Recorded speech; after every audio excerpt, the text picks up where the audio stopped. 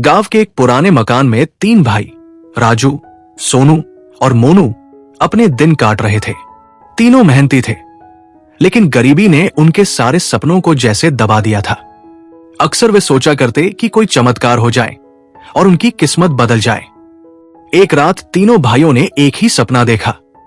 किसी अनजान आवाज ने कहा कि उनके घर के नीचे खजाना छुपा है। सुबह होते ही तीनों ने अपने सपने के बारे में एक दूसरे को बताया।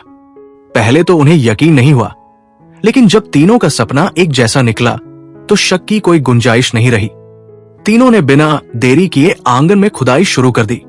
उनके पास कोई बढ़िया औजार नहीं थे, लेकिन उम्मीद से बढ़कर कोई ताकत नहीं होती। घंटों खुदाई करने के बाद जमीन में कुछ सख्त महसूस हुआ।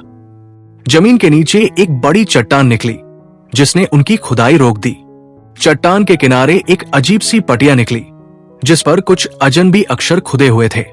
तीनों भाइयों को कुछ समझ नहीं आया तो वे गांव के सबसे बुजुर्ग आदमी बाबा हरिदास के पास पहुंचे।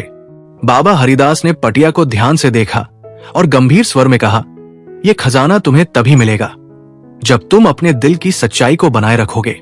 अगर लालच किया तो सब खो दोगे। भाइयों को यह सुनकर झटका लगा, लेकिन फिर भी वे खुदाई जारी रखने के लिए लौट गए। जैसे जैसे खुदाई आगे बढ़ी, खजाने की उम्मीद से भाइयों के बीच तनाव बढ़ने लगा।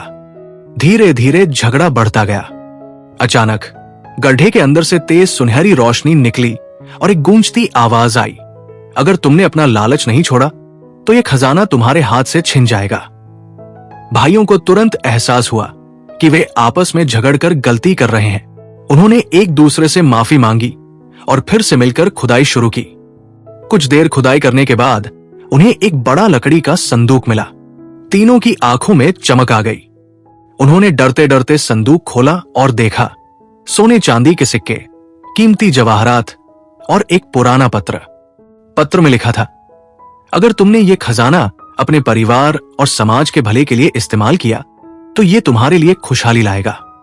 अगर लालच किया तो ये तुमसे छिन जाएगा। तीनों भाइयों ने कसम खाई कि वे इस दौलत का सही इस्तेमाल करेंगे।